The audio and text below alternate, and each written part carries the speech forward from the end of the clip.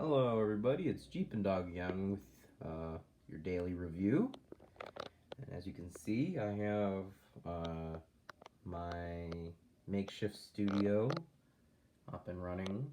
I don't know if you can see any of that, but yeah, later in this video I will be going over how I got the color on the bead lock and the tire as well. So I will be going over that in a few seconds, but I'm going to bring up the truck now. Alright, so here's the truck, and hopefully this should look familiar. If it doesn't, go watch my previous video where I was running this truck a couple years back in the muddy water. But basically this is what the truck looks like today. Basically the body was cut clearly from the rear, especially for back here, and I have the same thing, colored bead locks, and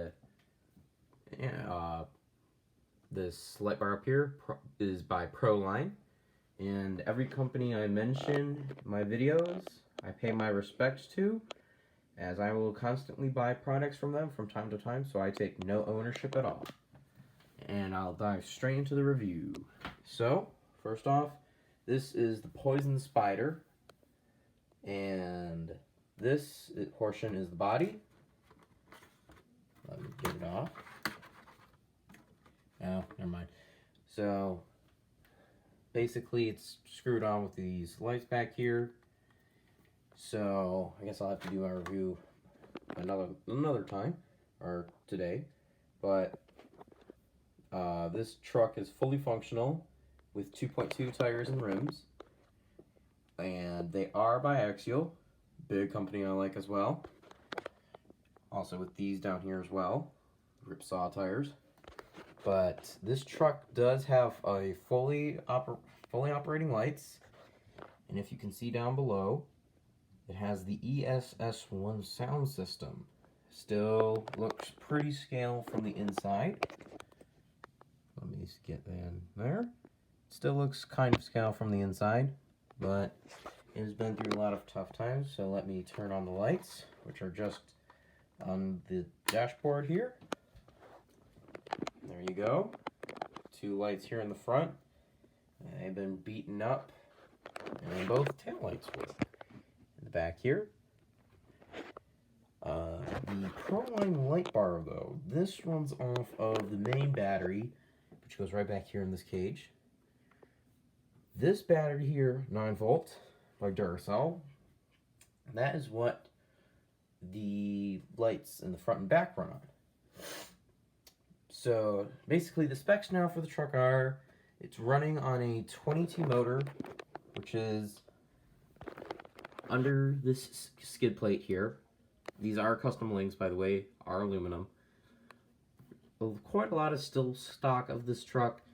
I have fully operational piggyback shocks here, which means when the shock comes down and there's excess oil, it'll shoot over into this little reservoir here. And I do have aluminum shocks in the front here and under here. I can show you the servo now. And let me turn these off for a second. So here's the servo right here. This servo is actually really handy for this truck. When I first got this truck, the first issue I had was with the servo itself. There are gears inside that stripped, which means there's no teeth left. And then after that, another problem was this servo horn. That was also another problem. So when I got both of those replaced, I ran into something and my link broke, except it was plastic. And I have these awesome aluminum ones by Boom Racing. Go check them out, they're very nice. And I still have the stock receiver in there, sadly, and motor. But for the most part, this truck is still somehow survived. This little plate up here is also custom. It's not even really a plate, it's just a piece of plastic with a bunch of stickers on it. But now we're gonna go to the back. This is what the back looks like. The hitch portion, this portion here, and the ball port, those are by, I do believe, by RC4WD, or RC 4-wheel drive. Very exquisite company. But this aluminum plate here and here, which is holding this on, those are custom, which I may start accepting orders now for different trucks and all that. I have aluminum steering knuckles in the front and back here as well. Still custom axles, different shock springs. These are ripsaw tires. These are not stock. This is the Poison Spyder, which is sadly retired from now today. But overall, this is one awesome truck, I do have to say myself, for driving this for around 4 years. Yeah, around 4 years now. But sadly, this thing is retired. But it was one awesome truck, I'd have to say so myself. And, well, that about wraps it up.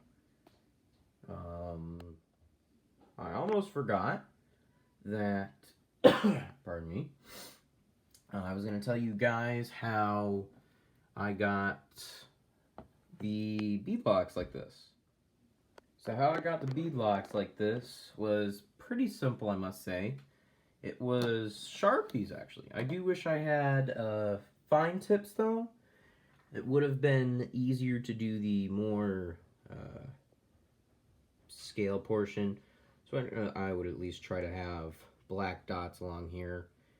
Especially, I do have to say that the tips did come in when painting over the saw portion, which I absolutely love, especially on these tires, if you can see it, especially these red bead blocks with the inner blue. I have a few other trucks with that kind of setup. I am planning on, no, never mind, but basically I can give you a bit of an overview, if you give me a second to clean up my mess. So basically,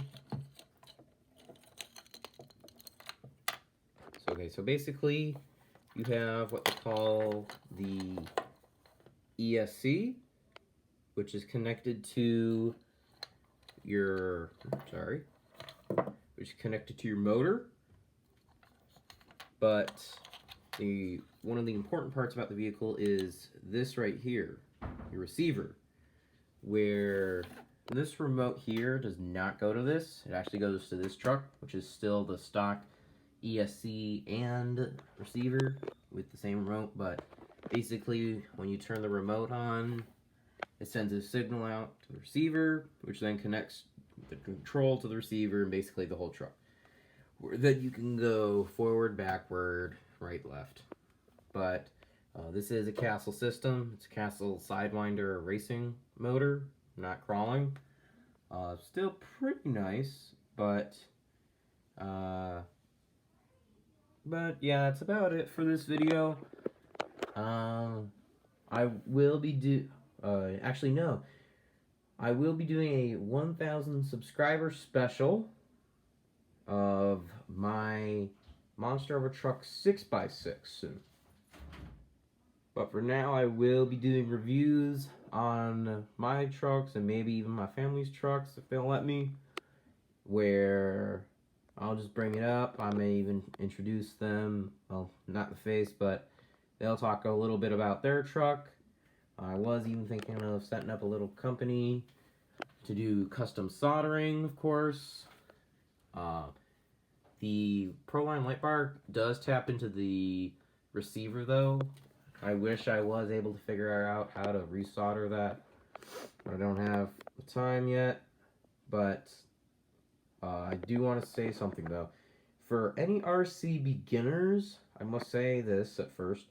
I don't recommend any vehicle. The only thing I recommend is a vehicle that suits your surroundings. So basically, if you have a flat, like if you live in a suburban area, I would recommend something fast, low to the ground, something like a Baja truck, rally car, even a sports car. There are quite a few companies who offer different types of sports cars. Or if you live in an area somewhat like me, rocky, grassy, I would recommend something a little bit more terrain. But basically, this concludes my video. Hit that like button, subscribe, and definitely please do leave a comment if you have any questions. My email will be in the description down below. But for now, this is Jeep and Dog signing off.